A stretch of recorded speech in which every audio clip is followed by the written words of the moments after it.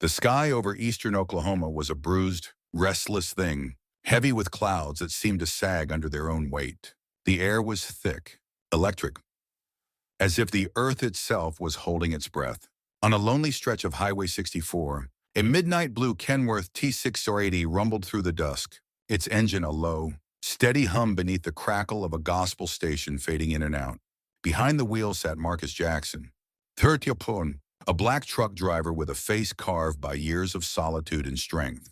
His dark eyes, framed by faint lines of exhaustion, scanned the horizon, his hands harmazomorn, calloused from gripping the wheel through countless miles, rested lightly, one on the steering wheel, the other cradling a chipped thermos of coffee gone cold. Marcus wore a faded denim jacket, a clean but worn flannel shirt, and boots that bore the scuffs of a life spent moving. He was a man of few words, his voice deep and deliberate when he chose to speak, carrying a quiet authority that made people listen. Marcus had always been a loner, not by choice but by circumstance. His mother died when he was 12. His father a year later, both lost to a drunk driver on a rain-slick road. The foster system chewed him up, spitting him out at 18 with nothing but a duffel bag and a stubborn will to survive. He'd tried being a firefighter in his 20s, driven by a need to save what the cosmos kept breaking. But a failed rescue, a family he couldn't reach in time, left a scar deeper than any flame. He hauled freight from Kansas to Texas, finding peace in the rhythm of the road. His truck was his sanctuary, its dashboard adorned with a single photo, a Polaroid of his younger sister, Lana, smiling in a red dress, taken before she moved to California, and their calls grew rare. Beside it hung a small wooden cross, swaying gently as the truck rolled on. Marcus's code was simple. Keep your word. Do your work. Help when you can. It was all he had, and it was enough. Today, though, the air felt wrong. The wind was sharp, erratic, tugging at the truck like an impatient child. Marcus glanced at the horizon, where the clouds twisted into a sickly green-gray. The radio sputtered, then cut to a mechanical voice. Severe weather alert. Tornado warning for Pittsburgh, Haskell, and Latimer counties. Seek shelter immediately. This is a high-risk EF4 storm moving northeast at 50 mph. Marcus's jaw tightened, but his hands stayed steady. He'd driven through tornado seasons, seen skies turn mean, but this felt different, like the world was coiling to strike. A mile ahead, he spotted a derelict gas station, its sign dangling by a rusted chain. Windows boarded, but the overhang solid. It wasn't much, but it'd do. He eased the truck onto the gravel lot, tires crunching, and killed the engine. The first raindrops fell, heavy and slow. As he stepped out, the wind snatching at his cap. His bones hummed with a warning, an instinct honed by years of reading the sky. Then he heard it, a sound so faint it nearly drowned in the wind's howl. A cry, desperate, when I know was a one, childlike, coming from the embankment across the road. Marcus froze, ears straining. Help him. Please. Eat. The voice was raw, piercing his chest like a blade. His heart quickened, not with fear but with purpose. He crossed the road, boots sinking into mud, eyes scanning the field. There, in a ditch, lay a white travel trailer, flipped like a toy. Its frame crumpled, windows shattered, smoke curled from its cracked shell, and a wheel spun lazily in the air. The cry came again, weaker now. Marcus didn't hesitate. He rolled up his sleeves, spat into the wind, and climbed down the ditch, rain stinging his face. The sky was darkening fast, the air heavy with the promise of violence. But Marcus Jackson didn't run from storms. Not when someone needed him.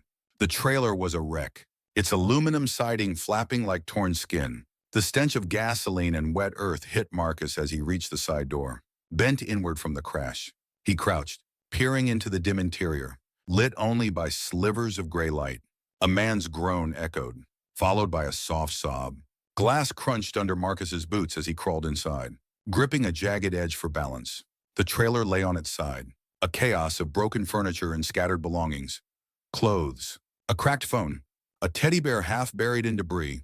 "Owie, hey," Marcus called, his voice calm but firm, cutting through the wind's rising scream. "I'm here."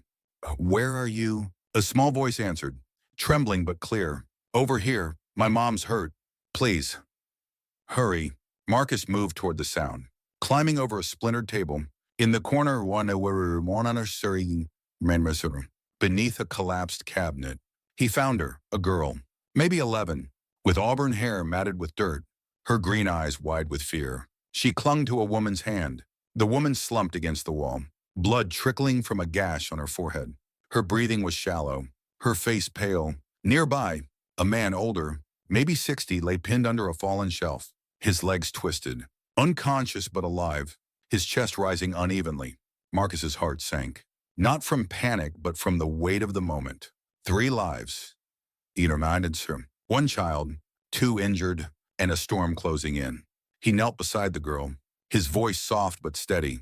What's your name, sweetheart? Sophie. She aware to show weren't 30. She whispered, her lip quivering.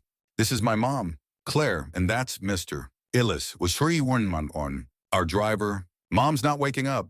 Marcus nodded, checking Claire's pulse, weak but there. Okay, Sophie, Ian, Sunt. You're doing great. Stay close, and we'll get out together. His eyes met hers, and for a moment, he saw himself at her age alone, scared, praying for someone to show up. He pushed the memory down, focusing. The wind outside roared louder, sirens wailing faintly in the distance. Time was slipping away. Marcus lifted Claire first, cradling her neck, dragging her gently toward the exit. Sophie followed, clutching his jacket, her small hands shaking but resolute. Rain poured through the trailer's broken side, soaking them as Marcus laid Claire under a drainage pipe's overhang, wrapping her in a tarp from his truck. He sprinted back for Ellis, prying the shelf off with a crowbar, gritting his teeth as the man's broken legs shifted.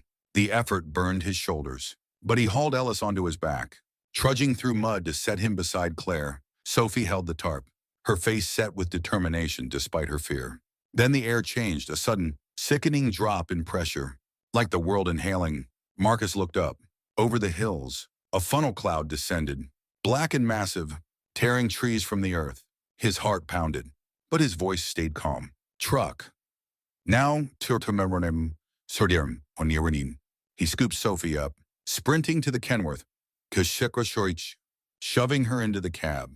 He dragged Claire and Ellis to the truck's lee side, laying them in the ditch's shadow, throwing his body over them. He shielded Sophie as the tornado hit. 100 yards away, the noise was apocalyptic, a scream that drowned thought. Debris slammed the truck, wood, glass, a stop sign that dented the fender. Sophie clung to him, her sobs muffled against his chest. Marcus whispered, I got you. Just hold on. His arms tightened, not just to protect, but to anchor himself against the chaos. He wasn't losing anyone today. The storm passed as quickly as it came, its roar fading to a moan. Rain softened, and the air stilled, leaving a silence that felt sacred. Marcus lifted his head, checking Sophie first. Her tear-streaked face met his, her eyes shining with fragile trust. You okay, kid? She nodded, her voice small. You didn't leave. Marcus's throat tightened, a faint smile breaking through. Never crossed my mind. He checked the others. Claire was stirring, her eyes fluttering open, confusion mixing with pain. Ellis was still out, but his breathing steadied. Marcus grabbed his first aid kit, cleaning Claire's wound with careful hands, splinting Ellis's leg with a board and his own belt. Every move was precise, born of years he'd tried to forget. The sirens grew louder, red and blue lights flashing through the mist. As paramedics swarmed, Marcus stepped back, his hands bloodied, his jacket torn. Claire, Suratumon, now on a stretcher, gripped his arm, her voice weak but fierce. You saved us. Who are you? Marcus Jackson, he said simply. Just passing through. Her eyes widened. You're not with the county. He shook his head. Just a trucker. Claire's face softened, gratitude mixing with awe. You carried us out. You didn't have to. Marcus shrugged, his voice low. Seemed like the thing to do. As the medics took over, Marcus slipped back to his truck. He didn't wait for thanks or handshakes. Starting the engine, he pulled onto the highway, headlights cutting through the rain. He didn't know a farmhouse camera had caught it all, or that Claire Bennett, the woman he'd saved, was a congresswoman. To him, it was just another day, another moment to do right. Where 3 days later, the story broke like wildfire. A grainy video from the farmhouse spread online, showing Marcus pulling Sophie, Claire, de buena gana formation, and Ellis from the wreck, shielding them as the tornado roared past, shared on X. It racked up millions of views. Dubbed the trucker hero, commentators marveled. Who was he? Why'd he leave? The only clue was his truck, midnight blue, with a dented fender. Truckers swapped stories at rest stops. Strangers left notes on windshields. To the hero in the Kenworth. Thank you, Seronia 1. Clackry. Recovering in a Tulsa hospital, watched the video with tears in her eyes. She remembered Marcus's steady voice, his hands lifting her from darkness. When her staff confirmed his name through the truck's plates, she knew she had to act. Claire wasn't just a mother, she was a congresswoman with a platform. At a Tulsa recovery rally, she took the stage. A bandage still on her forehead, her voice trembling with emotion. I'm here because of a stranger. Birena 120 she said. Marcus Jackson, a truck driver, didn't just save my life and my daughter's. He reminded us what courage looks like. The screen played the video, Marcus's silhouette resolute against the storm. He asked for nothing. Claire continued, but today, Oklahoma honors him with the Civilian Valor Medal. The crowd roared, standing as one. Across the country, trucker hero trended. Murals of a blue Kenworth appeared in Tulsa. Drivers honked when they passed a similar truck. But Marcus, hauling lumber near Wichita, had no idea. He ate a sandwich in his cab, humming to the radio, unaware his name was a beacon. 2 weeks later, a letter arrived at a truck stop in Claremore, where Marcus forwarded his mail, sealed with Oklahoma's state crest. It invited him to Tulsa for the medal ceremony. Marcus stared at it, his calloused fingers tracing the words. He wasn't one for crowds or praise. He owned no suit. Notier, but Sophie's voice echoed in his mind. You didn't leave. For once. He felt the pull to be seen. The Tulsa Civic Center glowed under stage lights, packed with survivors, volunteers, and families. The sake of Bitwin, a chair sat reserved for Marcus Jackson. Claire Weathered, now healed, scanned the crowd, hoping just before the event began. He stepped through a side door, wearing his best flannel and jeans, boots polished, a notebook in hand with a speech he'd written but wasn't sure he'd use. The crowd rose, not cheering but standing in quiet reverence. Claire met him on stage, her hand on his shoulder. Thank you, Shuri, she whispered. Marcus nodded, his chest tight. The medal gleamed as Claire pinned it to his jacket. He stepped to the mic, heart pounding, and closed the notebook. I don't talk much, he said, voice low but clear. And I ain't used to being called a hero. I drive a truck, I keep moving. But that day, I heard a kid crying, and I remembered being that kid, waiting for someone to show up. So I did. Summered one. The room was silent, hanging on his words. I didn't stay for thanks. I stayed because that's what we do. We look out for each other, especially when no one's watching. He stepped back, the crowd rising again, tears in their eyes. Sophie ran to him, her auburn hair bouncing, holding a crayon drawing, a blue truck shielding 3 figures, labeled my hero. Marcus Ibrosibitid, his eyes stung as he knelt, voice thick. Keep drawing. Sophie, you're gonna do great things. That night, Marcus drove east under a starlit sky, the medal in his glove box beside Lena's photo. The radio mentioned the trucker hero, and he smiled. Turning it down, he didn't need the world's applause. But knowing Sophie was safe, that Claire would hug her daughter again, it was enough. Join us at One Kind Moment to share stories that inspire. Hit like, currency, subscribe, and turn on the notification bell for daily doses of courage and heart.